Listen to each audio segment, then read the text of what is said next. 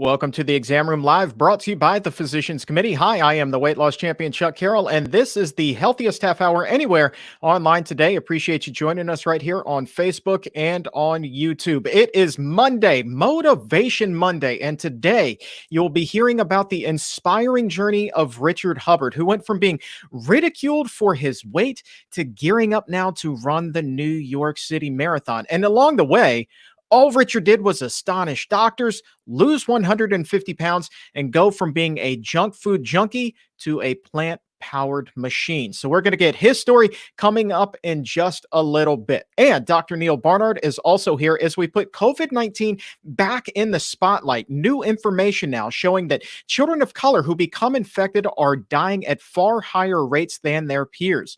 Dr. Barnard is here to share details on why this is happening and what may be done to help prevent this in the future. Dr. Barnard, appreciate you joining us. Looking forward to catching up with you. You bet, Chuck. And if you have a question for Dr. Barnard, go ahead and post that in the comments section. Now, we will be opening up the doctor's mailbag in just a little bit, or you can tweet them to us using the hashtag ExamRoomLive. But first, let's get you caught up on the latest happenings. Here are your health headlines for Monday, September 21st, 2020. The U.S. is on track to record its 200,000th coronavirus-related death within a matter of days, as the count also ticks towards 7 million confirmed cases, nearly 80,000 cases being reported over the weekend. And the CDC now officially acknowledging that the virus most commonly spreads through respiratory droplets that are expelled when a person coughs, sneezes, talks, or breathes. The agency says there is growing evidence now that the aerosolized particles can remain suspended in the air and even travel beyond 6 feet, a particular concern for indoor environment. The CDC's website continues to urge the use of masks, social distancing, and hand washing. And in related news, a new study finds roughly 1 out of 4 patients between the ages of 18 and 39 who were hospitalized for COVID-19 developed cases of pneumonia. Now, this comes from researchers in South Korea who combed through cases from 6 hospitals, data that was collected between February and March of this year. They also discovered that the chest x-rays of 23% of these pneumonia patients remained abnormal for a sustained period of time. Data shows the group also had high C-reactive protein levels, 8 times higher, in fact, than other COVID patients, a sign, they say, of systemic inflammation. Doctors also say the findings underline the danger the disease can pose to young people who may think they're not at risk. And finally, a vegan food company is suing the state of Oklahoma over what it calls unfair food labeling laws. In a lawsuit, Chicago-based Upton's Naturals claims the Oklahoma Meat Consumer Protection Act is unconstitutional and would have a devastating impact on plant-based companies. Under terms of the act, which is set to become law in November, packaging for meat alternatives must contain a disclaimer that the food is sourced from plants that is equal in size or larger than the product's name itself. Plant-Based Foods Association Executive Director Michelle Simon says that it is highly likely that the law would force some companies to pull their products from store shelves. Before we turn to Richard Hubbard's amazing transformation, let's first turn our attention back to the coronavirus. Early in the pandemic, it became clear that the disease was infecting minorities at rates far higher than others. Cases in Black, Hispanic, and Native American communities just exploding coast to coast. And now we're seeing the same alarming trend holding true for the youngest members of those communities. A new CDC report finds although the mortality rate remains low for young people, children of color who become infected are still far more likely to die than others. With details on the study, we welcome Dr. Neal Barnard to the Exam Room Live. Dr. Barnard, thanks so much for joining us. Yeah, good morning, Chuck. We have some new figures, but before we go over them, I want to share my screen with you and show you kind of where we had been. The Centers for Disease Control sent out some figures for late July. And this was hospitalizations, and these came out a little while ago. When you looked at who among children ends up being hospitalized for COVID, it was really quite striking that although the hospitalization rates are lower for kids than they are for adults, the disparities that you mentioned are there, particularly for Hispanic young people. Next up were Black children, and a distant third were white children. And the question was, why are there so many hospitalizations in Hispanic and Black children compared to white children? Well, the new data came out looking at deaths. And the death rate is surprisingly low compared to adults. As you mentioned, we're at probably later today going to hit the 200,000th death. They're almost entirely adults. There were only 121 children who had died from COVID-19. Obviously, that's a terrible number, but lower than in adults. And the question was, who are they? First of all, look at when they occurred. This is a graph that the CDC released. And as you can see, it started in March. It heated up in April. And at the beginning of May, it was really at its peak. But then it heated up again at the end of June and early July. So there is this sort of waves of the COVID deaths that have occurred in children. And the speculation then is, all right, if you saw it at the beginning in spring when the virus was first arriving, you saw it again in June and July when perhaps people were starting to travel more. The question is, will we start seeing it now in the fall when some kids are going to be back in school while the other kids are not? Who knows? We'll have to just see. But then when we look at race, who died? Among Hispanic kids, once again, far outstripping others than Blacks, and then whites, again, a distant third. So again, you see the same kind of disparity continuing. But then if we look at age, I think we see another part of this story, that the definition of children was anyone less than age 21. But between 18 and 21, you had practically half of the deaths, 50 of the 121. And then those who were 14 to 17, you had another roughly quarter or a fifth of the deaths. In other words, what we think is happening here is that part of the disparity is related to what I'm going to call systemic issues or structural issues, poorer access to medical care, perhaps more crowded housing, less access to healthful foods, also who is able to work from home, who isn't. All of those things affect families and will affect Hispanic and Black families more so than whites probably. At least that's the hypothesis. The other thing, though, is when we look at older children, particularly age 14 and up, what you're starting to see is diseases of adulthood entering in. Obesity, hypertension, and type 2 diabetes. Years ago, people would say you had to be 40 to get type 2 diabetes. Well, now you can be 14. And so the vulnerabilities that we have seen in the Black and Hispanic adult communities may be playing out in children too for exactly the same reason. And the answer is, of course, to address the structural issues, access to care, and all of the other things that need to be done, but also to attack the underlying conditions as much as we can. And that really means bringing the message of healthful foods. And it also means making sure that government programs provide healthful foods. So there you have it, Chuck. Dr. Barnard, in your estimation, how important do you think this study is right now, as many school districts around the country are still kind of grappling with whether or not to continue on with distance education or to go ahead and try to bring the students back into the classroom? It's really anybody's guess where we are now. I have to say, for me as a physician, I'm nervous about this for a couple of reasons. One is that the virus, as bad as it has been, has left untouched the vast majority of not only Americans, but of every other country. What that means is the infection has yet to reach them and probably will. So the idea was, back in January, February, March, flatten the curve. Everybody's going to get it sooner or later, but if you flatten the curve, some people will get it later on rather than now. But I think where we are now is a bit of a different mindset, which is we're racing the vaccine. If we can defer people from getting it completely, don't just flatten the curve, have it so that some people never get infected at all. Hopefully the vaccine comes in, you vaccinate, you protect people, those deaths are just averted rather than delayed. People can say, yes, only 121 kids have died compared to 200,000 adults. But tell that to a family who has lost their child. We really have to do everything we can to prevent those deaths. And that means protecting them from the arrival of the virus and strengthening them in the case that the virus does arrive. All right. Important information. Thank you, sir. The inspiring story of Richard Hubbard's journey is coming right up. But first, one little bit of business that we need to take care of before we can get to Motivation Monday. It is time now to open up the doctor's mailbag. And Dr. Barnard here now to answer one of your questions. And Dr. Barnard, today's comes to us from Angela, who is watching us on YouTube. And she wants to know, can a BMI lower than 17 be healthy for a woman over 50 years old if they're eating a diverse plant-based diet of vegetables, fruits, beans, and whole grains? She goes on to say that my tests are in the healthy range or even above average. Okay.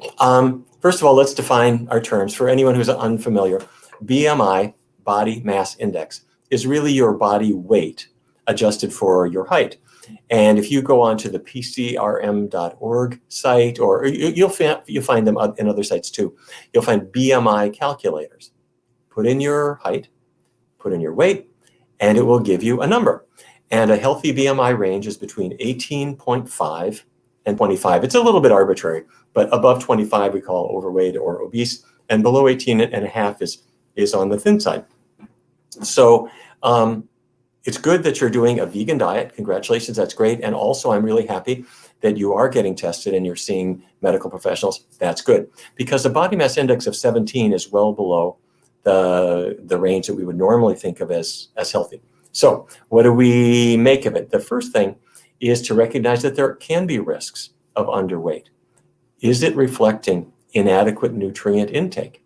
You do need some protein and some fat and some carbohydrates in your diet. It can all be plant-based, and it should be. Vegan sources are always the best, but you want to make sure you're eating enough, and along with them will come vitamins and minerals. Are you getting the calcium you need, and so forth? Because if not, you can be set up for fractures and other health issues. The other thing that I'm sure was in the back of your mind and your doctor's mind is something else causing this? Is there an infection? Or could there even be a malignancy or something that has to be looked for that's causing the loss of weight? And if you've checked for those and you have your eye on them, that's a good thing. The last thing I would just say is that you'll want to make sure that you're eating from our 4 healthy food groups. Lots of fruits, lots of vegetables, whole grains, legumes. Don't forget to supplement. So make sure you're taking your vitamin B12. Take vitamin D if you're not getting sun. If you're not getting any iodine through iodized salt or something like that, you might even consider that too. If you're doing all of that stuff and you are not specifically restricting calories, you're not starving yourself, you're eating until you're full, then and you're sticking with your doctor, then that's much more going to be much more encouraging than if you were in some way restricting intentionally. So I hope that is helpful information. And Dr. Barnard, appreciate you, my friend. If we did not get a chance to answer your question today, have no fear. I promise you, as always, we do save each and every question that comes in. We will do our best to get you an answer on an upcoming episode. Okay, time to get excited because it is Motivation Monday. Time now for some inspiration. For those of you who think that weight loss is impossible, Richard Hubbard is living proof that not only is it not impossible, it is possible to lose it and keep it off. You see his picture right there. What a transformation. I had the opportunity to catch up with Richard recently on the Exam Room podcast, where we sat down for about an hour. But the conversation really, it flew by in what seemed like just a matter of minutes. And it's hard not to become invested in someone like Richard, because he went from being the butt of everyone's jokes, the finisher. That's what I like to call him. Because as you'll hear, whenever someone couldn't finish their own food or there was extra food laying around, somehow it would wind up in front of Richard. And that was the expectation. So he would eat it. And it fueled his obesity and it pummeled his health at the same time. And it took a massive emotional toll as well. And eventually, Richard found himself being 150 pounds overweight and at a crossroads while at the doctor's office. He could continue down the same path that he was on, or he could fight to change his ways and save his life.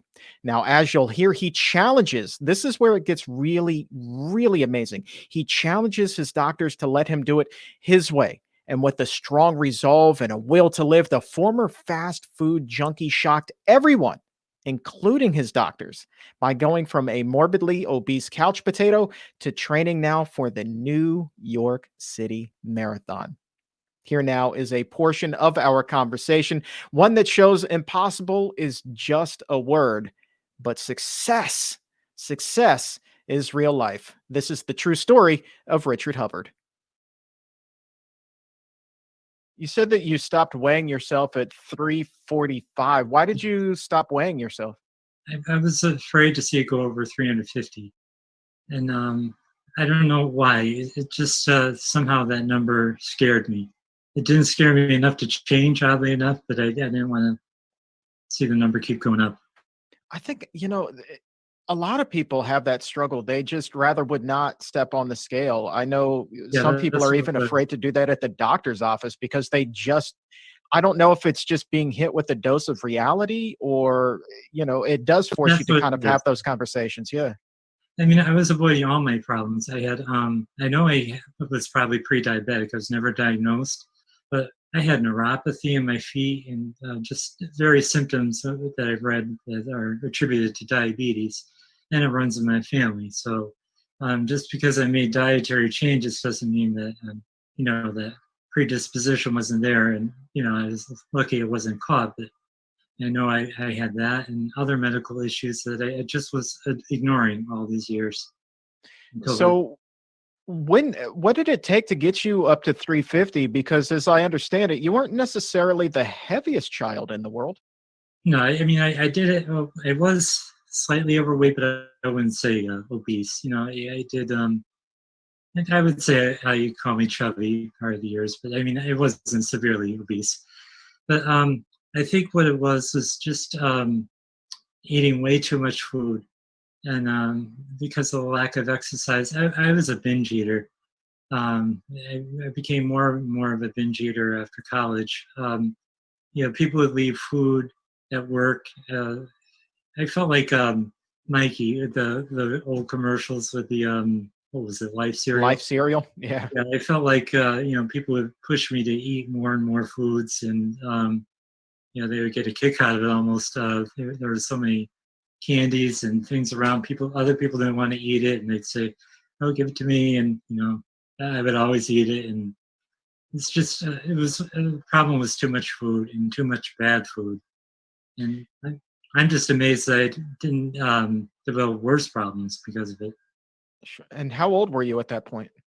I was in my upper 20s and 30s, most of my Yeah. 30s.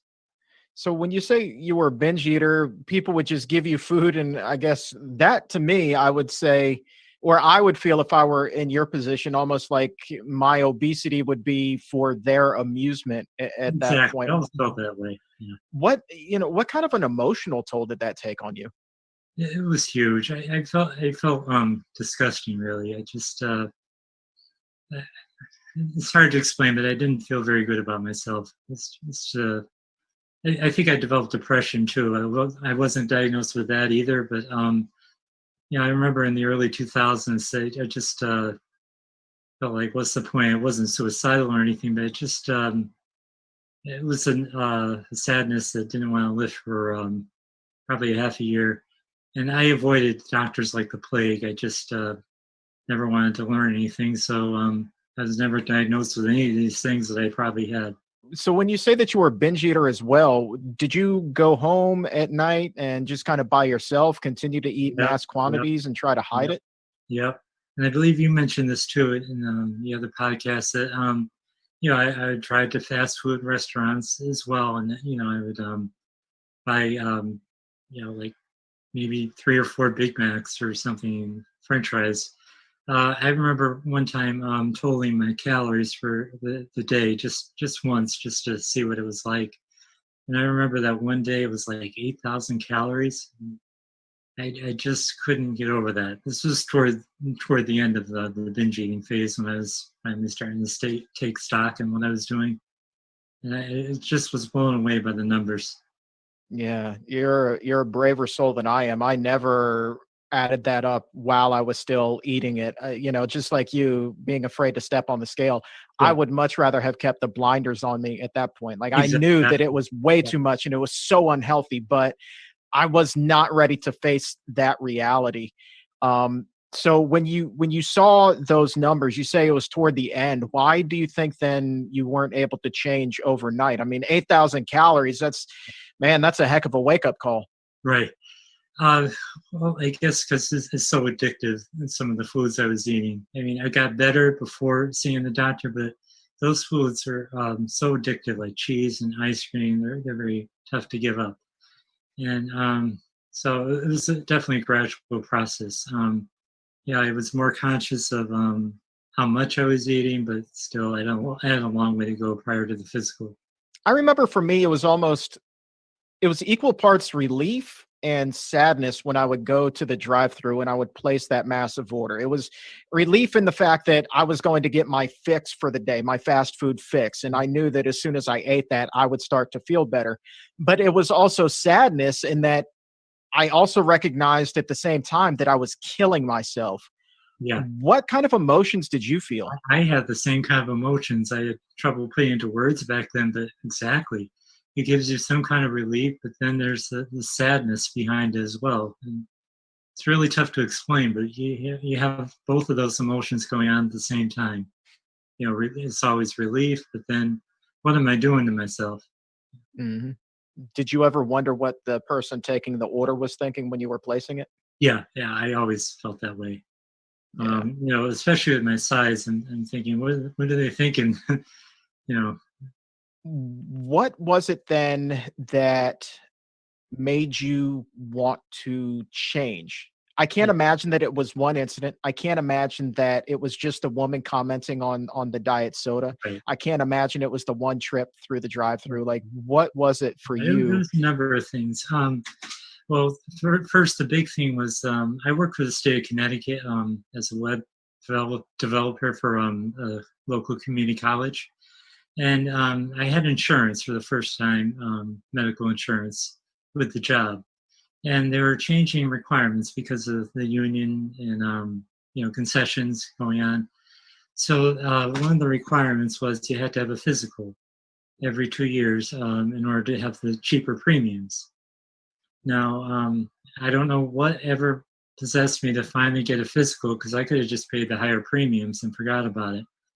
But I think somewhere in the back of my mind, with all this going on, that I just wanted to finally face my fears because you know, if I could save some money, it was almost an excuse to finally get healthy. And I think I was finally getting tired of feeling sick. And Mhm. also going on at the same time, I didn't mention this, my sister had anorexia for years and years. You know, going back and forth. She had good years and bad years. And she passed away at the beginning of 2012 as well. So that was a huge wake up call for me as well, because look what I was doing to myself. And I didn't want to go through the same, you know, fate as my sister. You know, I, I wanted to live my life. I wanted to be healthy. And, you know, so that was another wake up call. You go for the physical. What did the findings show? Yeah. So my very first physical, the doctor told me straight out that I have high blood pressure. That was his biggest concern over everything else. And that was a wake up call because he said during the next that he wanted to see me in 2 more weeks. And if it wasn't better, he would put me on medication. And something about myself that I learned that day is that I'm very stubborn, I guess. And I didn't want to go down that route. I knew there had to be a better way.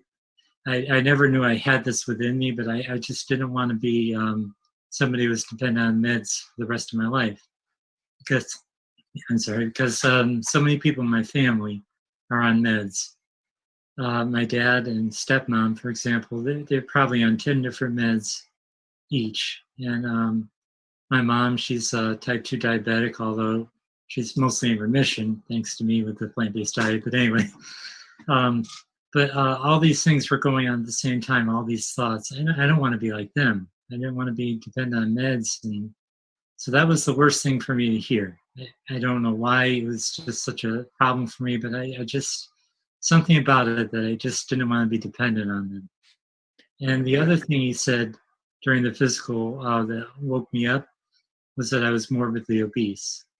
Now, I always think of morbidly obese as somebody like bedridden, very serious. You can't move at all. And when I heard those words, it just it scared me so much that it scared me to change. You say that you were scared, but were you also angry? Again, I'm just drawing that based off of my own experience and being told, actually, I was in high school when the doctor put me on blood pressure medication and then told me if I didn't change my ways, I was going to die. And that, of course, it was shocking, but I got so angry at the same time. Well, for me, it was more about fear of my life. Uh, I think it was less about anger because I was doing it to myself. More about I got to get myself in gear. I got to fix this, and Mhm. that's when I went home and started to do research. The internet became the most valuable tool for me in change. Mm. I researched plant-based diet. Somehow I stumbled upon that, and it really changed my life. That day of the physical, my life was completely different afterwards with the research I was doing, and there was no turning back at that point. Before we get to what Dr. Google prescribed for you with the plant-based diet, I want to go back to what your actual doctor was saying as far as if your blood pressure doesn't improve within 2 weeks, we'll put you on this medication. What did the doctor tell you to do then to improve your blood pressure over those I'm 14 glad you days? asked that because I still laugh at it today because he never thought I would do this because he said to me that I need to join Weight Watchers, and I'm not the kind of person to do that. I want to fix the problem, not a temporary fix. I have nothing against Weight Watchers. Fine, it might work for some people, but I don't like temporary solutions. I did yo-yo dieting for years, and that wasn't for me. And he also tried to fix my diet, which I can laugh about now. But he would tell me to not have red meat, which is great, but replace it with chicken or supposedly lower fat animal products, which we all know they're all high in fat anyway. And it's a joke. Some of the foods he was telling me to replace with from my old diet. Yeah. So this is bad So advice. was And it what was it that night then that you started Googling around trying to come up with answers? it was because I also have it within me that I don't just take the what the doctor says as I shouldn't say the truth. I mean, I know they're doing the best they can, but I'm thinking to myself, there's got to be a better way. And I did. I remember reading several articles that some of the foods he was telling me to eat, they're really not the best food to lose weight or to lower my blood pressure. One of my focuses, interestingly, it wasn't about weight loss. It was about lowering my blood pressure. I was a fanatic about it. I really that was my focus during those 2 weeks during the physical and the follow up. That was my focus. So if I remember finding an article that said to eliminate red meat, that was one of the first to go. Uh, eliminate aspartame, different things. So I was adjusting my diet based on these articles I would find on how to lower your blood pressure.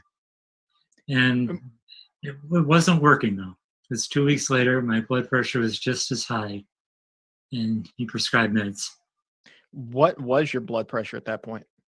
I believe it was like 140 over 100 or something, or 150. I think there were a couple different readings. The Right, first time right. was higher than the second, but I think the second time was like 140 over 100. And, So it wasn't down enough, of course. So I guess that was, pardon the pun, a tough pill to swallow if you had become a fanatic about bringing it down, and then you go back for the follow-up visit and you find out that you're still essentially in the same boat. Exactly. I mean, I So, know it takes time. That's looking back now. Obviously, it wasn't enough time to get it down, but still, in a way, I'm glad he prescribed that med. I never took it, but that really put things in perspective for me. I came up with a plan myself, and I called the doctor after I had already filled the prescription. Just a funny side note that I included in the book that I'm writing. When I told my mom, who's a nurse, about being prescribed a med, her response, because she was diabetic at the time, she told me, "Well, everybody's on something." She's the kind of nurse who just gives bills to clients, so she's used to that, and she thought it was no big deal. But I just thought I'd throw in that anecdote there, that what I was dealing with from others. So anyway, it's a blessing in disguise that he prescribed that med, because I filled it, read the side effects, and thought, no, I'm not doing this, and came up with a plan. I called the doctor and told him, what if you give me 6 months to lose weight and see if the blood pressure comes down? And I'm still amazed to this day that he actually agreed. He gave me, I still had to do follow-up appointments until the 6 months, but he agreed, and he wanted to see how far I would go with it. Well, I'm sure then over the 6 months that began your journey, you discovered plant-based eating during that time? Yes. Well, what happened was, I think it was like March, I don't remember, February or March of that year. I happened to be home from work, and I saw Dr. Oz, and Dr. Furman was on. I had never heard of his books, didn't know much about him. And he had some success stories on there of some people who lost some weight with his diet plan. But it wasn't just about the weight loss. And remember, this is all about health for me right now. So hearing their stories, some of them reverse heart disease and diabetes or whatever their preconditions were. And just hearing how they also lost weight, that was something that clicked in my mind. And he mentioned G-bombs foods. Now, G-bombs, if you don't know, those are greens, beans, onions, mushrooms, berries, and seeds. Ever since that day, of course, I've followed other doctors, plant-based doctors' advice, but ever since that day, I've been eating those foods. Those G-bombs foods, I try to never, ever miss them. Now, I also do Dr. Greger's daily dozen foods, and other plant-based doctors, but it's Dr. Furman who really woke me up to the plant-based diet. He came at the right time. I suppose it could have been any plant-based doctor, but I credit him for really being the first one to teach me. And how was the transition for you? I mean, that's a big change going to that versus 4 Big Macs. It was a slow process, and as I mentioned in my book, I was 70 or 80% plant-based for the first 4 years. I'd love to say I was 100%. I do think the plants saved my life, and it was those healthier foods that I was eating that did it. But it's really a gradual process. That first year, I gave up fast food. By the way, I saved my receipts from the last time I had fast food. And Wendy's, you mentioned a $20 receipt from Taco Bell. I don't think you'll be able to beat this. It was $30-something at Wendy's I spent. Whoa. This is for a couple days, but that was the last time I went there. Let's talk about the first year, because you were averaging somewhere in the ballpark of 10 pounds a month, right? Yeah, I was. I was working very hard. I probably didn't have to work so hard, but it was this drive in me to want to be healthy. So, I know the weight would have fell off anyway, but here I am exercising an hour at a time on the treadmill. This was like 6 months after losing the weight. And I was a maniac, really. I was doing challenges, weight loss challenges at the local Y.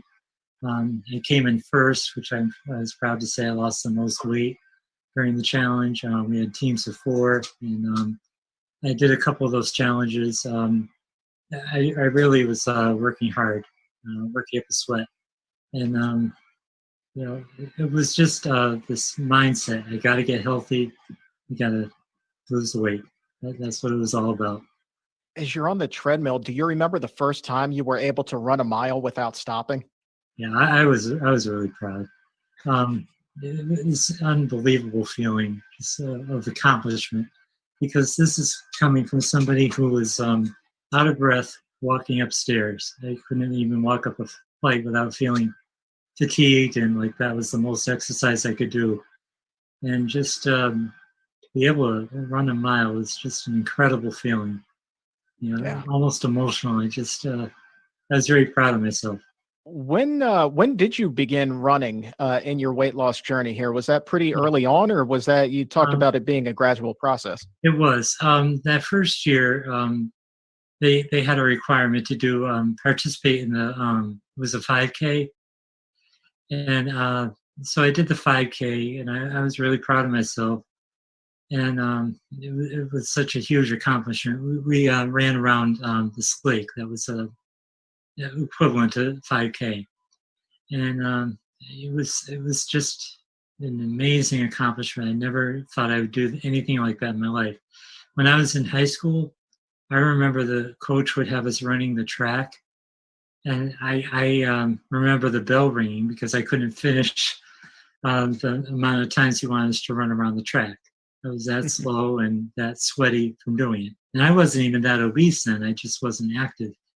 So for me to finish a 5K was just awesome. I couldn't believe the experience. But I didn't fully become a runner even after that. I was focused on walking. It wasn't until probably 2017 when a friend invited me into Josh LaJohnny's Missing Chins Run Club. And when I was in there, I was hearing other inspirational stories, including Josh's and my friend Anthony and so many others. And I thought, wow, I want to do this too. I don't want to, I always want to strive to do better. And I always like goals, especially after I lost the weight. I realized how much I like goals. So I thought, I want to train for a half marathon. And I finally did one last year, my first one. And my plan was to do a marathon this year, but with COVID, that didn't happen. But I am doing a virtual half next month. And my next goal is to do a full marathon in New York City in October 2021. And the big marathon. Yeah, they have ways that you can participate if you volunteer for the other races during the year. So I'm going to enter that way. Because I know it's like a lottery system otherwise. Right. Wow. Okay, man. Well, I credit the other runners in this club because they really motivated me. I had already lost the weight, but it was just something to strive for. And I also found out that I loved running, which is incredible considering my journey. I never even knew I had it in me. Real quick, because we do need to wrap this up. I'm curious, the doctor who you worked with at the beginning and agreed to give you 6 months there, what has been their take of your entire journey? Have you followed up? Yeah, well, let me say first that he ended up retiring after the first year. But he did see my journey, and he was absolutely amazing. He was just so astonished, and he told me straight out he never thought I could do it. He said every one of his other patients, none of them have ever been able to have sustained weight loss. I was the first case that he saw that somebody who could maintain this kind of weight loss. Maybe it was 2 years he retired because he said that I was the first case he ever saw of sustained weight loss for that long. And my follow-up doctor, who is almost plant-based. I think he has fish on occasion, but he totally gets my lifestyle. It was not intentional that I got this doctor. He just happened to be totally on board with it. He also told me that there hasn't been many patients that he's seen that have kept the weight loss for as long as I have.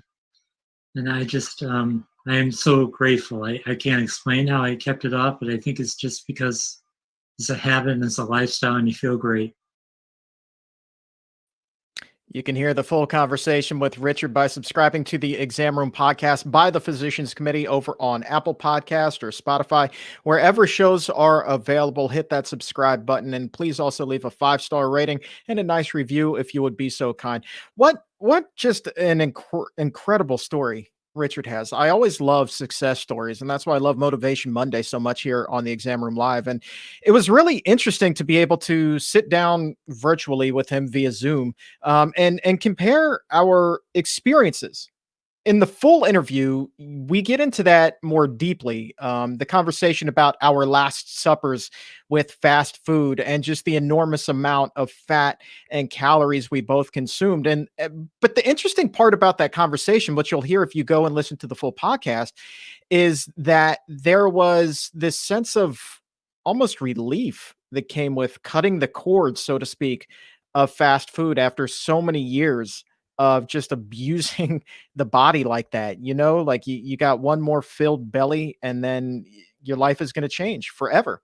And so it's really interesting. I had never really met anybody who had quite that similar of an experience as I did. So to hear the insight from that was really kind of unique. And then also how, these kind of underhanded comments that overweight people receive from other individuals. A lot of people like to call that fat shaming. Some people think that these comments actually help motivate a person to change, but I can assure you, speaking for myself, and both you'll hear what Richard says, that those comments, man, they don't help you. And if anything, they drive you right back to the drive-through to kind of feel better and to mask your feelings of pain. And it's just a really complex, interesting conversation about what it's truly like to be overweight and trapped inside of that morbidly obese frame. But then the inspirational component of it, of what it truly takes to change and not just lose the weight, but keep it off for good. You just heard that clip there end by saying that it's a lifestyle change, and that's what it boils down to. And that's kind of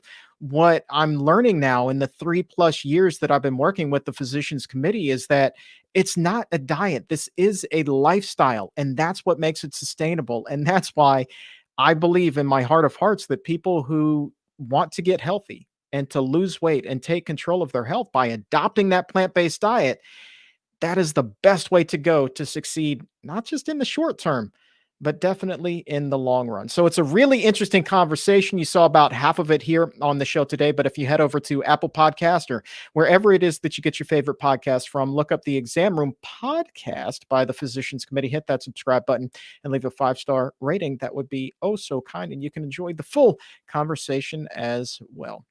For today on this show, that is going to wrap things up. My thanks again to Dr. Neal Barnard for joining us and to the crew behind the scenes that makes the magic happen. As always, thanks, guys. Appreciate you. And for you who is watching now, my exam roomie, we do this show for you. So thank you very much for tuning in. And on behalf of everyone here at the Physicians Committee, I am the weight loss champion, Chuck Carroll. We'll speak to you again tomorrow at noon Eastern, right back here on Facebook and on YouTube. But until then, stay safe, take a stand, and keep it plant-based.